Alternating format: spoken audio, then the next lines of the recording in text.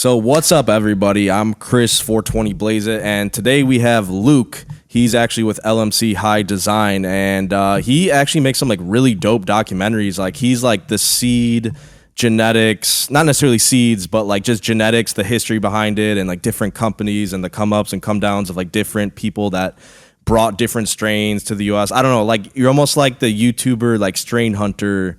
I might have that wrong, but like I don't know but you can go ahead and introduce yourself if you want. Yeah, no, yeah. My name's Luke, LUC. My initials are LMC. It also stands for like Let's Make Creations. But yeah, so I do cannabis documentaries. I'm a storyteller, documentarian, and my main goal is to help preserve and expand the culture of this plant. And I think Nice. really just telling the stories of everyone's, so like I'm actually, funny enough, like I actually am doing a whole side project with genetics and stuff. So that's actually, I'll be talking about that pretty soon here. But Yeah, for uh, sure. I'd love to hear that, dude. yeah, but I like to focus on people though, really people like entrepreneur. I'm an aspiring entrepreneur myself. And so I thought the best way was like, hey, I trapped my whole life and then I kind of lost everything. And so I didn't really have any capital to like leverage. I didn't have anything besides my time. And so I decided to do like what's the most, I'm a long-term thinker. So I was like, what am I going to like leverage, media, let me go into media. And so I started just kind of doing a bunch of different media. And I kind of realized that storytelling is really the basis of everything. And,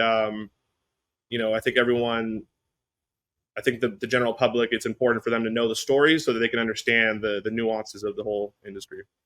No, I agree, dude. I mean, with the story, it like puts the viewer in your shoes, or at least like the shoes of what you're explaining. So like it's almost like they're living that life, I guess you could say. Like that's really cool. Like I've always wanted to do content like yours, but I just like never had the patience. So I'm just out here making like, did you know that blah blah blah? I'm like just like fucking ridiculous with it, like a No, fucking parody.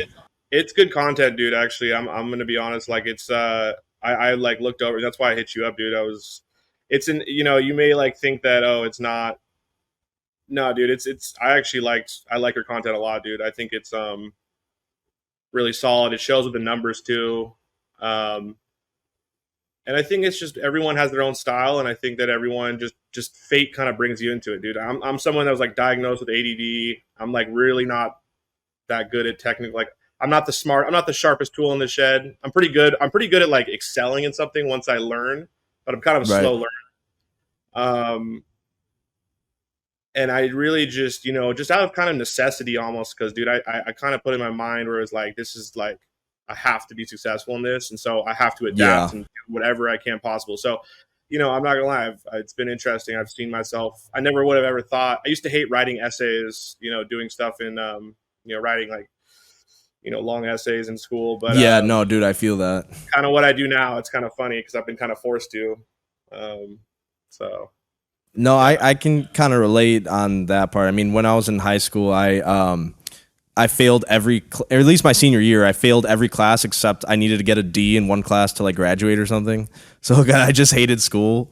But I mean, if you find work that you enjoy doing, you could like lock in and like it's like you're building something. So it's like dope. And like I appreciate the props for like my channel, by the way. Like I mean, my main purpose is just so people know, like, yo, weed is already technically legal. Like technically, like it's like de facto legal. Is it like officially? Like I guess no, but like technically, could you sell it? Yes. You know what I mean? It's like and people either it's like the stages of like denial, anger, fucking acceptance. Like I'm like taking people through all the levels of weed is legal, bro. Just accept it. You know what I'm saying? Like, because like all my hater comments, they're like, that's illegal, bro. It's like it's legal, bro. Like Cookies, bro, is selling THCa flower. Like he doesn't need to go into the hemp industry because he's already in regulated shit. So why? So the fact that he's going into hemp just says like this shit is legitimate. You know what I mean? 100%, 100%. And I recently got a kind of like I've been talking to Burner a little bit just in regards to some other stories, but I mean the lawyer like trust me, like big lawyers have looked at this dude, and I mean they wouldn't risk putting out to all 50 states if this wasn't like pretty soundproof, honestly. And it's like, I mean, I have friends that have been doing this, you know, like yourself, like there people are way ahead of the curve, and you know, it's smart for cookies to do what they're doing, because really it's like, hey, this is the future, this is the end, this is what's going to end up, this is what like when it's all said and done, all the regulations are finished in 10 years or whenever it is, this is exactly when, this is like what it's going to end up like. It's going to be a lot of direct to consumer mailing, right? That's going to be a big component to it, right? Like, I think especially when it comes to like enthusiasts and stuff, that people are like really, you know, going to be able to like, you know, I think the future is going to, people are going to be like, there's going to be a bunch of small growers, you know, hopefully this is what I wish. There's the thing called the SHIP Act, and it will trigger once legalization passes through, and it allows for anyone that makes less than $3 million a year to directly send to consumers all around the country their, you know, their cannabis. That's right? Amazing. Yeah.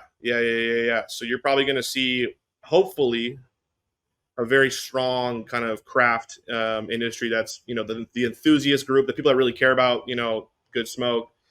They're going to be able to get where is this SHIP Act like being, is this like in Congress and whatnot? Like, where did you hear about this? Yeah, so the SHIP Act is, it was proposed in Congress. It was a way to help small businesses, you know, be able to combat the massive big corporations, you know, like the little guy, really. That's kind of what I started my content for, really, is to help the little guy. And that's like, I've always looked at different like business models where, like, for yourself, like you're the little, like, you know, like you're the little guy. I mean, you know, you're obviously like, I think you've been popping up. I'm pretty little compared to other people, for sure. Well, no, yeah, but it's really just been like I grew up in an era where, you know, the medical laws in Seattle, where I'm from, you know, very lax, very free market, not a lot of barriers to entry at all. I was 16, 17, and I just got that because I got signed off from like a parent, right? But, you know, once you turn 18, you could get into it. And then you literally were able to have 24 ounces up to you on you at all times legally. You could also buy and sell from stores. So you could buy from growers and then sell it to the stores. You could, you know, you could do whatever. And it was just, I saw that I was lucky enough to catch the very last part of that in Seattle and in Washington before we legalized. And then what happened was, really, they destroyed all of it. And now all of the new medical markets everywhere, they never have had a market. Like, I call them the old West Coast medical markets. They're like the wild West. They're crazy. Right. Like, you know, and they're like Oklahoma, but the thing about Oklahoma is that the taxation was still there. The taxation wasn't really in place on the West Coast. Like the last year of the old school medical program in Washington State, they only collected like $11 million in tax revenue, which is like nothing, really. I think in Oklahoma they're collecting like 300 million or something. I can't remember. Jeez, dude. Yeah, So, but just going back to like what you know, it allows for the little guy to get in, and it's a beautiful thing. And but really, the direct to consumer model, that's really like the future of this all. Everything is being ordered online now. You order your groceries online. You do this. You know, like, this is why media and content is so important. That's why people, you know, are need to, anyway. There's that, but dude, I completely agree. Like, when you say like, oh, like the medical industry from Seattle, right? Like the medical industry in Seattle before the regulation came in, it was like the Wild West. Like, anyone could do anything, and it was amazing for small business. Like, you were making money off of that as an 18-year-old, as like someone who's trying to come up and just make a living and just be a human. Like, that's amazing. And then the regulation came and destroyed it. So the thing with people selling weed, THCa flower, as hemp, that's literally the same thing that's happening on a federal level. Literally the same exact thing. Because like you said, you would just buy from the grower, sell it to shops. It's like so simple. It doesn't have to be that complicated. Like, that's already happening right now. Like, I have local smoke shops in my area. I buy papers from them. Like, hey, do you want THCa flower? Like, why aren't you selling this yet? You know, like, the dispensary over there is selling it for 60 an eighth. You can sell it for like 30, 40, whatever. You know what I mean? So it's just like, it's just a no-brainer. And I'm fearing that in the 2023 Farm Bill in September, they're going to fucking erase all of that progress. That's what everyone's talking about. So, tell me about this. So real quick. So I want to talk about the Farm Bill. I'm curious. I want to pick your brain on the original Farm Bill. You want to do that one first before we go to the 2023 Farm Bill, or? Yeah. We could talk about the 2018 Farm Bill. That's what you're saying, right? So I want to ask you this, dude. Like, my whole question is, because like really it's so funny. So Trump, Mitch McConnell being an avid like anti-legalization person, and they're the one that passed this through. And it's under the guise of like, oh, it's gonna be hemp, industrial, all this.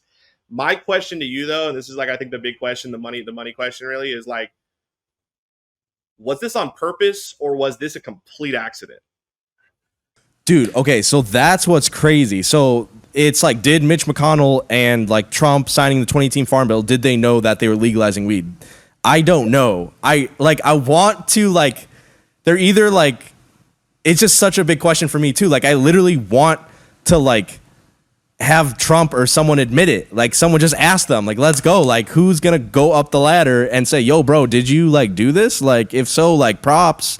But like if not, like still props, bro, I guess, because like we're winning from this. Like Yeah, 100%. I mean, but it, you know what, dude, is I've talked to a lot of people about this actually.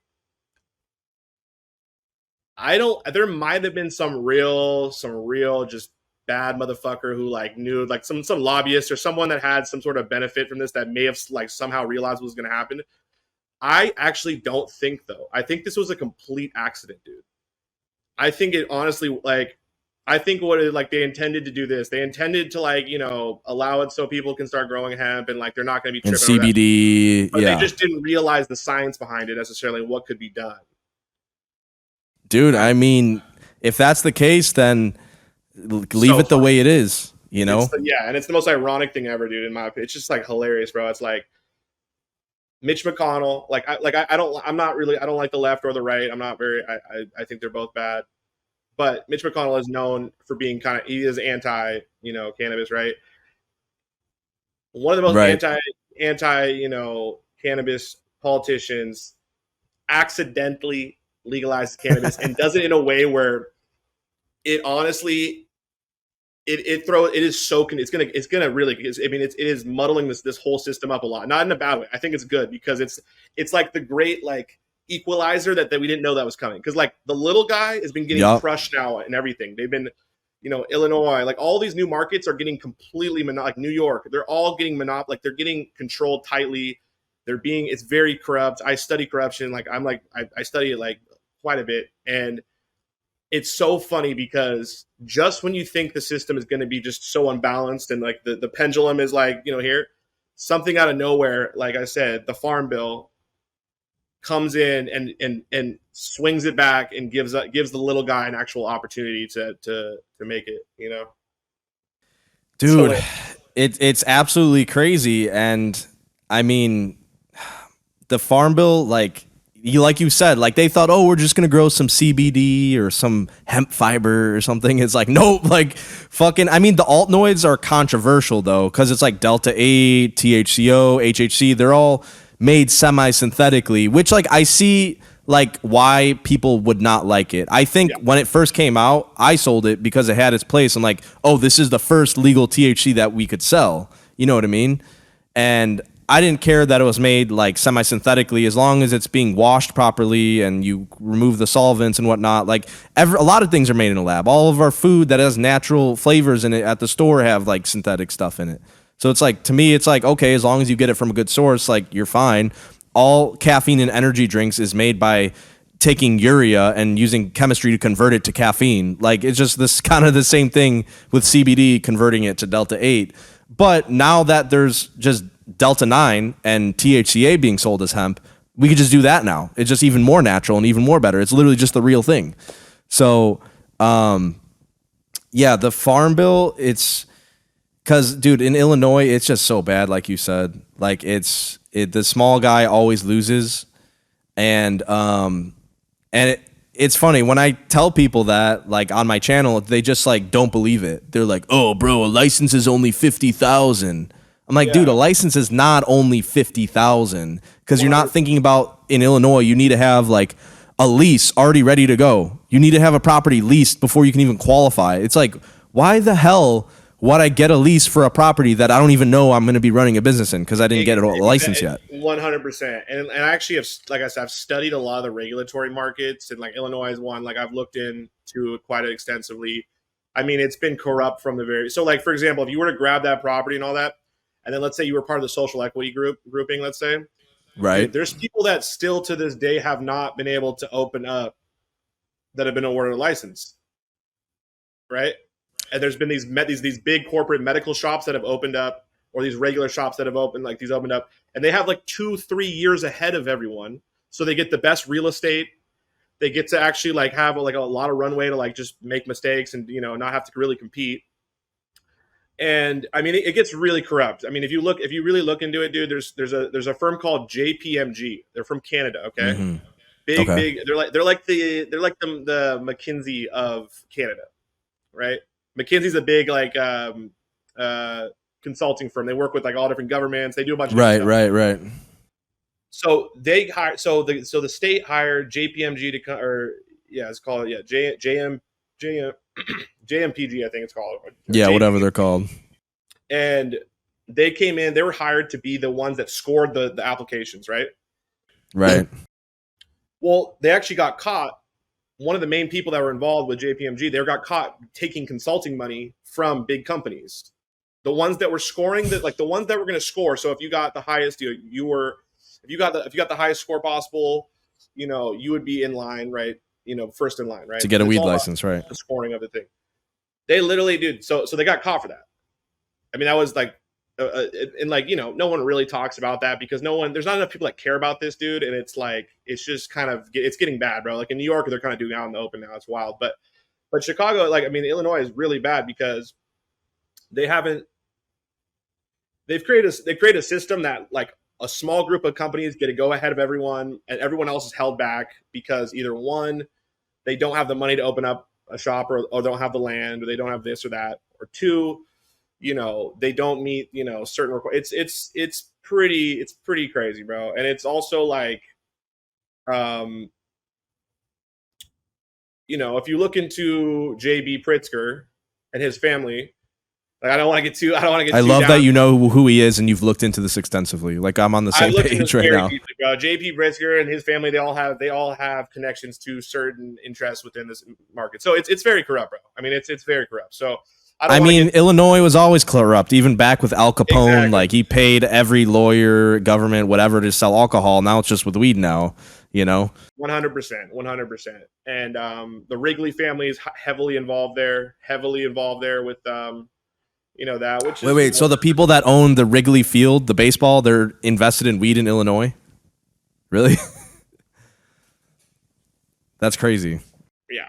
It gets spooky, bro. Trust me, it gets real spooky. Actually, if you start to look into these different like things, dude, like what's going on in New York is it freaks me out. It's spooky, bro. Whenever you have like, dude, I was in Sacramento, a couple last year, or like beginning of this year, and I was like, I was doing a kind of a controversial, like it's not a controversial, but it was like it was a story about this small shop that had kind of found the loophole.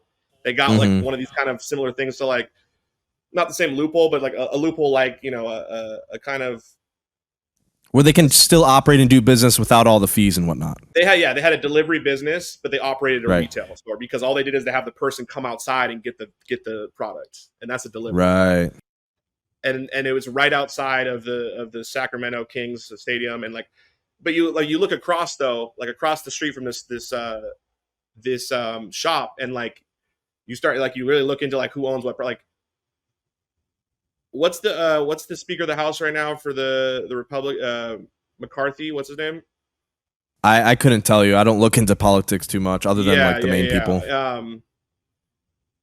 So the guy who's the Speaker of the House right now, who's his name is McCarthy. His last name is something McCarthy. It's McCarthy something. He owns property across the street, and like it's like. When the Clintons are, it's just crazy stuff, bro. It's just like spooky. It gives me like the EBGBs, bro. It's just like, yeah, dude. Yeah.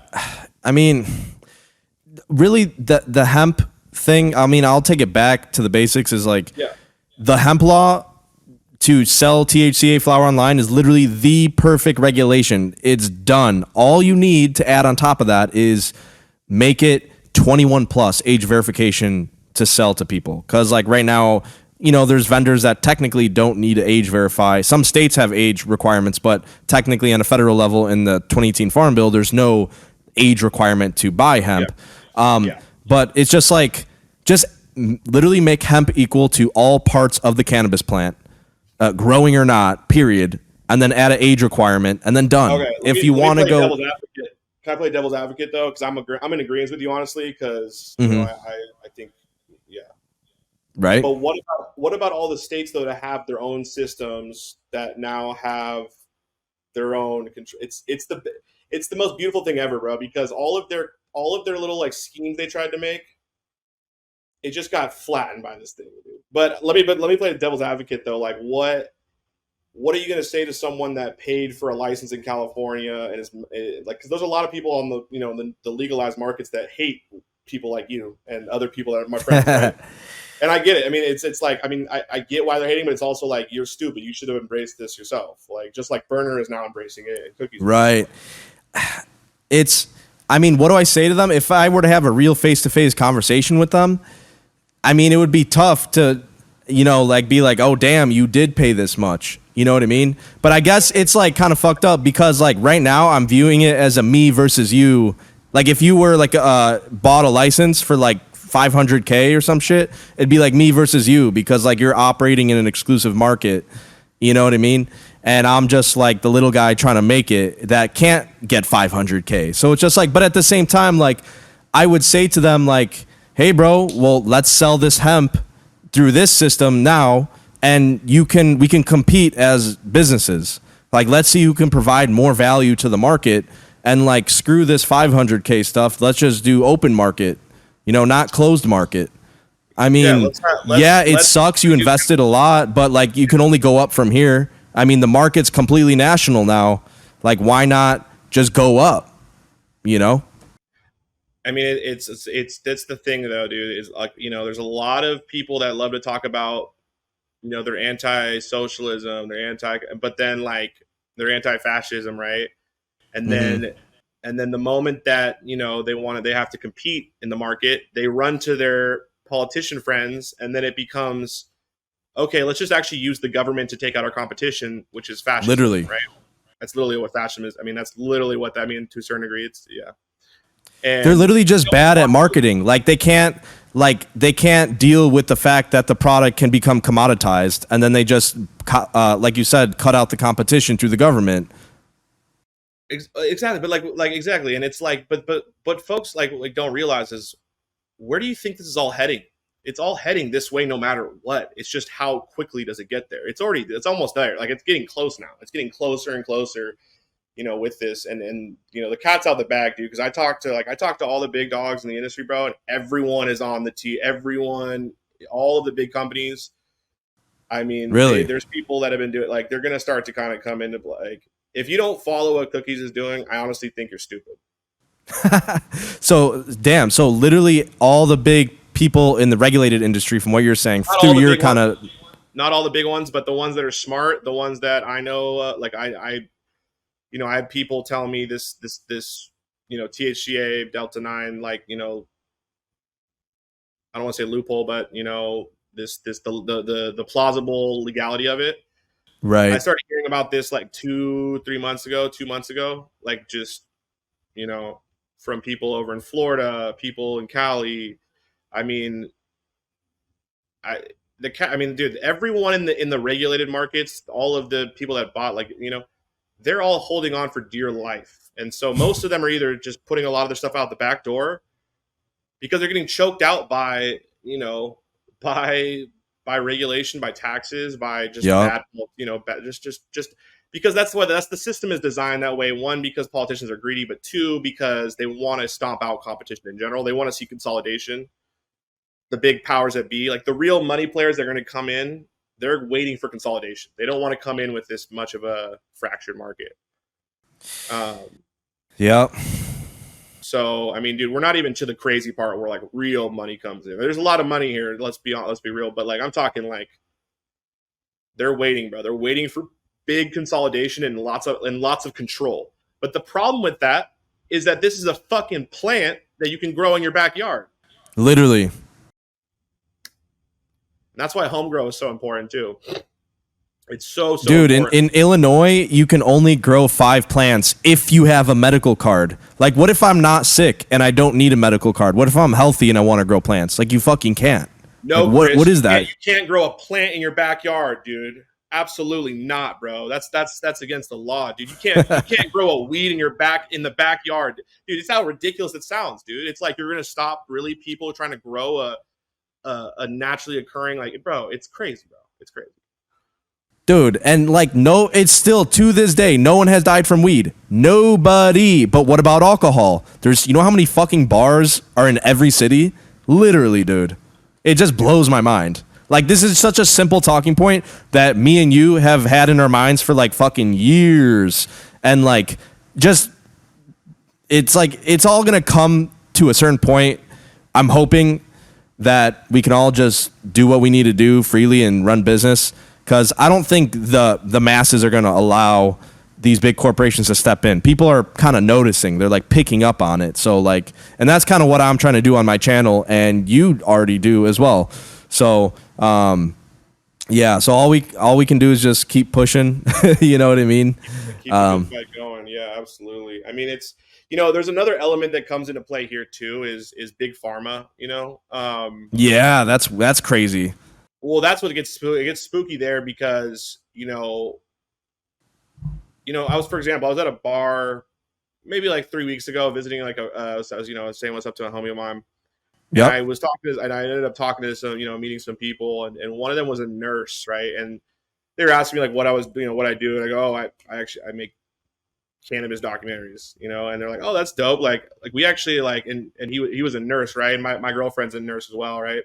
And he was telling me, he was like, oh, like we've actually started to give patients like one or two different types of like cannabis like medication that's been turned into a pharmacological, or whatever the right terminology is for that. Like a synthesized version of cannabis of some sort. Exactly. And it's a pill version.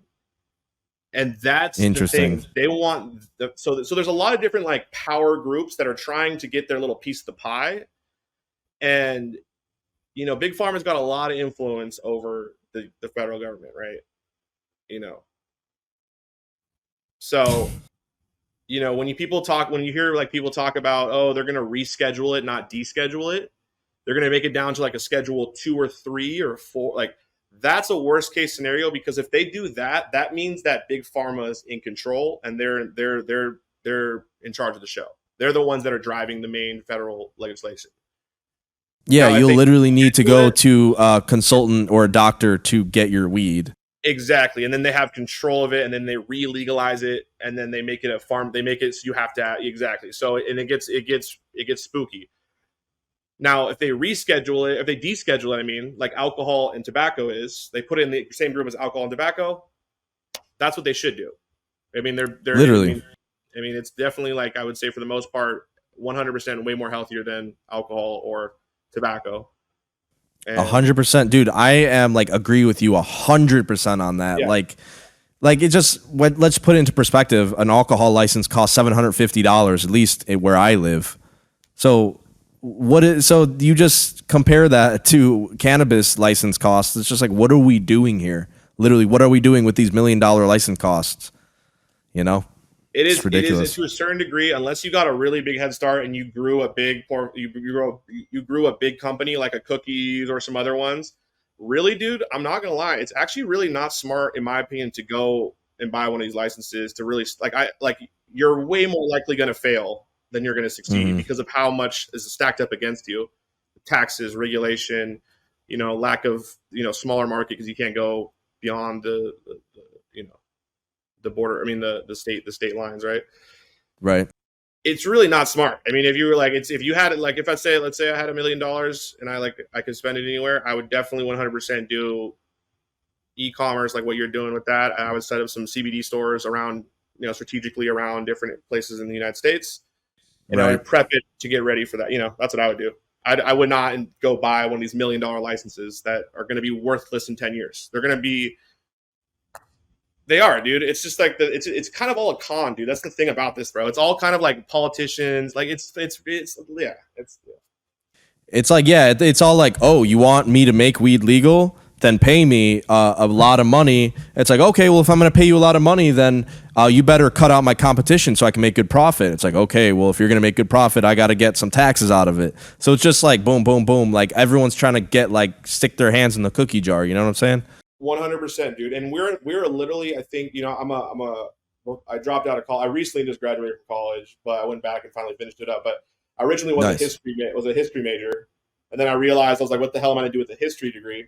You know, and but I've studied specifically as like you know Middle Eastern studies, but really American history as well. And like, I mean, this is probably the most, if not like, if this is on par with the, you know, the Boss Tweet era, the golden era of you know, of corruption, like the 1920s, 10s.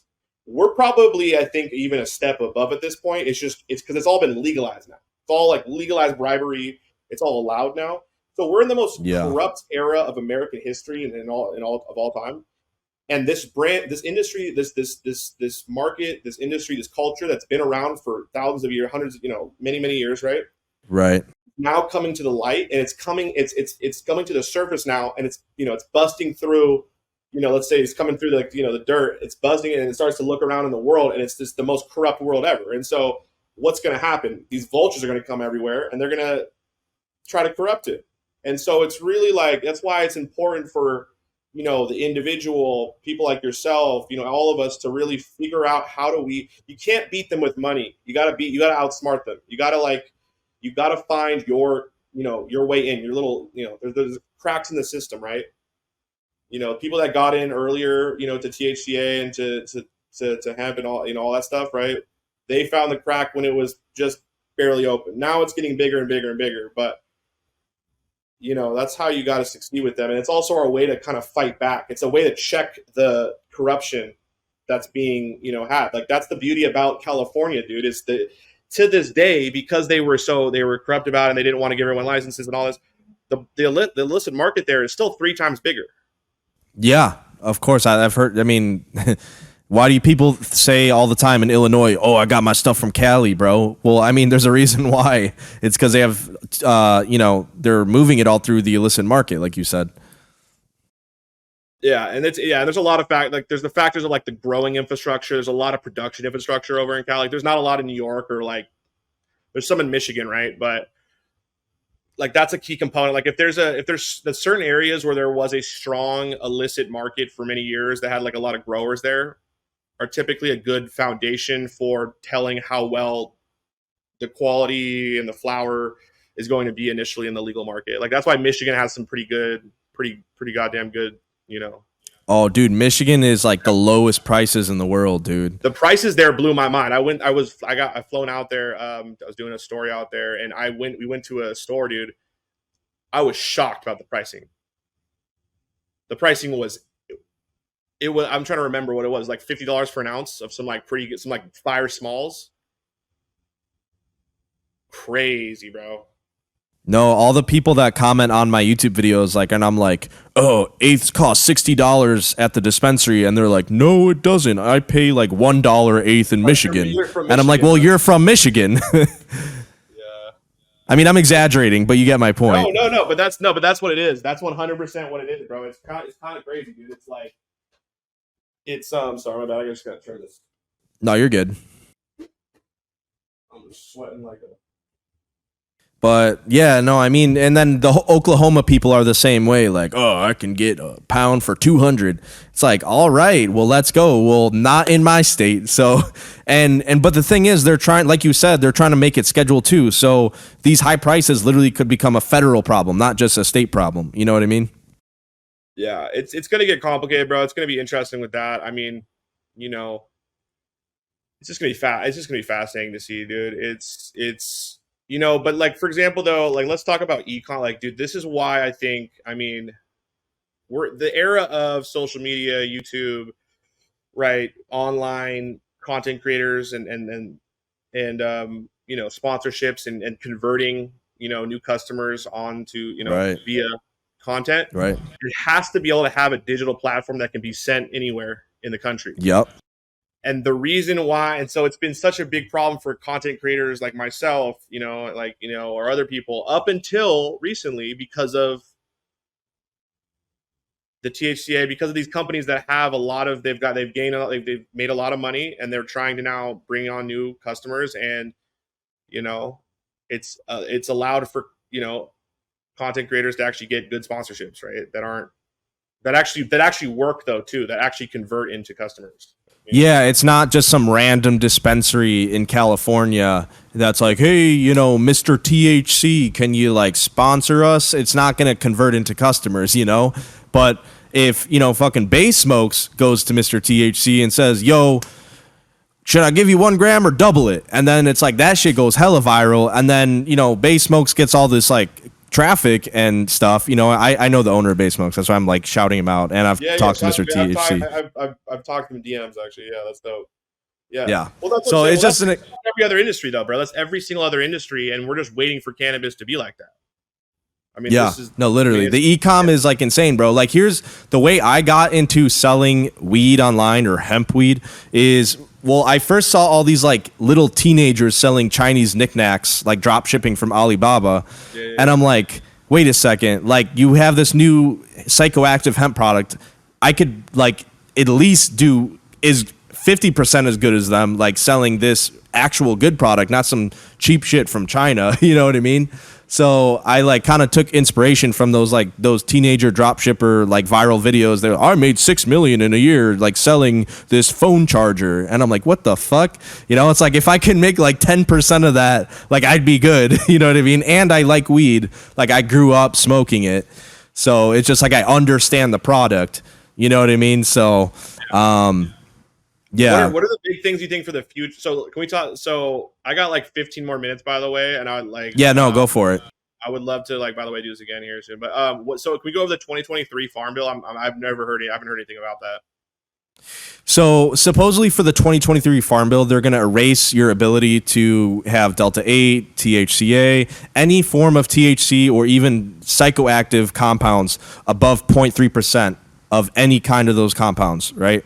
Where right now it's just Delta 9. Now what they will allow is for when you're growing, you could have up to 1% THC total. So, but that doesn't like help. You know what I mean? Like, oh wow, they just raised it to 1% THC, but that's 1% THC of any kind. You know what I mean? And what they're saying is they're going to put a milligram limit on edibles. So you could say, oh, I could have 1% THC in the edibles. No, they put a milligram limit on it. So you can't like get high off it. You have to go to the dispensary. So that's like kind of what my fear is. And that's why I'm like going crazy on YouTube, like making these like dumb shorts to like get people to realize like, yo, this is legal now. Like get the cat out of the bag, let it run loose and like spread and reproduce. You know what I'm saying? Like, don't let this be a secret. 100%. That's a great point you make. I mean, I've talked to a lot of like, folks that are, you know, similar, you know, just like you. And like, they've told me that like the cat's already out of the bag. The toothpaste is already out of the tooth. The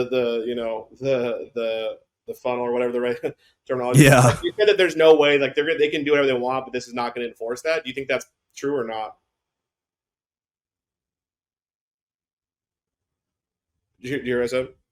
Yeah. Sorry, I just you cut out for a second, but no, you're good. Like, but I was just, I mean, just to add on to that, you think the cat's out the bag though? That's what I'm curious. Like, do you really think they're going to be able to come in? I mean, dude, Cookies is like fucking selling THCA now, so it's gotta be out the bag. You know what I mean? Like they are the biggest top dog. Like I'm probably gonna make some content about Cookies. Like, oh, am I hurting my own brand by promoting someone else's brand by like saying Cookies is selling a competing product to mine? Like I don't care. Like just get it out the bag, bro. Like everyone wins by knowing about this. Like, dude, there's these people on like Reddit that are really into this hemp industry and they're all like really nerdy about it and they're like, oh, this fucking asshole is like telling everyone our secret. Like don't let everyone know about this legal weed. It's like, bro, like if you keep it a secret, like a politician's just gonna ban it and then nobody's gonna know that it was legal in the first place and then now everyone loses. So it's just like, oh, keep it a secret while we can. Like, no, I'm trying to be proactive, not reactive. You 100%. I think there's a lot of motherfucking people that know about a lot of people that know about it now. Now they might not know about the THCA Delta 9 stuff, but they know about the Delta 8. They know about Right. So I mean, it's gonna be interesting, bro. It's gonna be so fascinating to see the next 10 years of just overall weed is gonna be it's gonna be a bloodbath. It's gonna be very, very competitive. It's gonna be like some crazy stuff's about to happen. I can tell. Like, Dude, I hope I can like participate, you know what I'm saying? yeah, bro, absolutely. I'm doing this is something cool I actually wanted to tell you about. And so I actually you've seen the movie Semi Pro, right? Yeah, of course. Oh yeah, you told. Yeah, please. Yeah, yeah, yeah. Yeah, on the phone. Yeah. So I actually brought some advisors on to like consult with me, and one of them owns the copyright to the Flint Tropics like fictional basketball team. So I'm helping them build a brand of THCA and Delta 9, right? And we just worked out like a deal of like the profit or whatever, right? So I'm building the store for them, and now there's gonna be Flint Tropics weed, like literal, like from the movie, but like the basketball team, but like weed, like real weed, and like they have plans to distribute it to like all these smoke shops because they have a lot of distro connections. So that's like That's part of like the awesome. win-win. Yeah, that's awesome. So do you help companies now kind of get into this and establish their own brands or no? Yeah, dude. No, 100%. Like, I actually had a coaching course. I was running YouTube ads, like saying, "Hey, you can do this online." And I had a course like for $5,000 where I actually personally like taught people how to start their own Shopify store, like selling THCA and Delta 9. But the problem is, four of them, I got five clients in the span of like a month or two. Like, I was like Pretty so good. busy with the actual selling of the product that I like Yeah. didn't scale up the coaching. Um, but four of the clients that paid, like they just didn't feel comfortable making YouTube videos. So like they just dropped off. But one of the clients is doing really well. I think he's making like 1,000 a month, and he's like has 50,000 views on his YouTube channel. So I'm like, okay, so one guy like at least took the action and got decent results from it, and Yeah. he's still growing. What about me? Like, what if I was to like me or some other creators? Would you help them or? Yeah, no, I would definitely like point you in the right direction for sure. Like, why not? I mean, if someone like really wanted to work with me, like I would charge them 5 grand. I mean, if there's but the main thing is with the people I'm consulting with right now, like they have like a lot of connections, right? So like in terms of like media and marketing, and like I'm still trying to see if they're legit, to be honest, because like they're talking all this big game, and I'm like, all right, fine, I'll make you a Shopify store, I'll get you some designs, I'll get you the product. Like, all right, let's see if you can like drive some traffic and get sales, and like because I'm like spending my time to build this for you, so it's kind of like a win-win and low risk for me to participate. But dude, Yeah. if you wanted to start your own Shopify store, I could like definitely help you with that, bro. It's like not hard. I Yeah. built like Yeah. weed brands in like 2 days. 100%. 100%. I mean, I could introduce you. I mean, I don't. I mean, I'd be curious to know who. Like, I wonder, are they from California? Like these people, your clients, or? No, they're actually from Texas. So Oh, okay, okay, okay, okay. Anyway, we'll right, talk. But yeah, dude, I feel like they're. Well, yeah, I'll talk to you. I guess I still want to talk to you guys after this, but sure. yeah, no, it's gonna be interesting, dude. It's the media is becoming so. Initially, when you come into cannabis media, it kind of sucks. It still kind of sucks. You don't. There's not a lot of money. There's not a lot of like. There's no resources really. You have to like boot and like if you, especially if you're like one of these like these journalists that write for other like unless like other platforms, they don't own their own. Like I'm like the first. Like I don't call myself a journalist, but some people call me a journalist from time to time, right? I don't call Mm-hmm. myself one really, but you know, I've started to encourage these journalists like you have to start your own like you content creation is the future of everything, right, dude? You're seeing Mr. Beast, you're seeing like, this Yup. is really where you're going to be able to drive sales and mass scale and build brand, right? Um, and it's perfectly fits with, like the THCA, the hemp bill, right? The 2018 hemp bill. It's been a lot of different things, but it's when it comes to like bringing in that era of like in like actually having like creators have a lot of power and actual be able to build their own brands and companies like a dope as Yola or like other people, right? That wouldn't be possible without this bill. So it's ushering in what was gonna happen already, but it's insane, dude. Yeah. Dude, I am so happy that Dope As Yola made a brand, dude. It's just like, I was literally like, why are these weed tubers not making hemp brands? What is wrong with you? Like, do it now, you know? Like, so the fact that he did it is just like such a W, you know what I'm saying? Because it's like, I'm a micro influencer. Like, I've done like over $1 million in sales over the past 3 years just as a micro influencer. I've only recently jumped from like 7,000 followers to 80,000 over the course of 2 bro. months. You're going crazy on YouTube right now, dude. Congrats, Yeah. by the way, bro. You're going, dude. You're doing crazy numbers, bro. You got like hell, like the short form has been going wild for you, bro. I love it, dude. I appreciate it, bro. You know what's crazy is out of like the 45 million views that I've gotten on my YouTube channel, I've only been paid like $1,200. You know what I mean? Like, yeah, but that's the thing though, is like it seems like short form is really like great for gaining subscribers on YouTube, right? right. Gaining views. I mean, I've gotten paid like for certain video, like if I get 500,000 views, roughly, like I mean, you could make anywhere from like 3 to 10 grand, Right. you know, off the long format videos, right? Right. But it's just harder so it's a balance of the two. I think you need for like growth and overall bringing in new viewers. I think you need the short form. And then I think for, having more, like having be able to like convert customers into, your products and other stuff, I think long form is like, so it's the one's like discovery, one's kind of like retaining / building upon, or, if that makes sense, I feel like, but. No, you're 100% right. I've actually been trying to do more long format. And actually, that's why I wanted to do the podcast with you. I was like hitting you up. So I'm glad that you reached out to me. That, dude. I've got, plenty of different. I love to help any sort of cannabis creator. Like I've been on the phone with like two different YouTubers today. Like I love I think it like just like your mentality is, dude. It's like the more we get, the more a rising tide floats all boats, right? And it's not